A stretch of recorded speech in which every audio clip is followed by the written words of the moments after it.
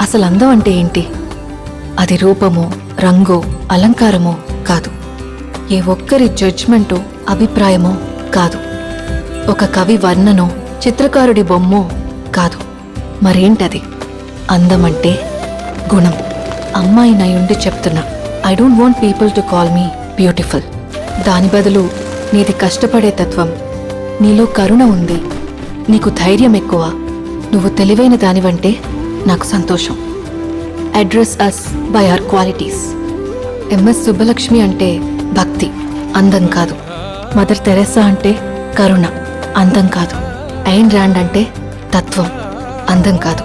సరస్వతి అంటే విద్య, దుర్గా అంటే ధైర్యం, గౌరీ అంటే తపస్సు, లక్ష్మి అంటే శుభం. ఇలా ఏ దేవతనైనా ఆమె క్వాలిటీస్ కోసమే పూజిస్తారు, ఆమె అందం కోసం కాదు. నీ గుణాలే నీ సంతకమవుతాయి, నీ అందం కాదు.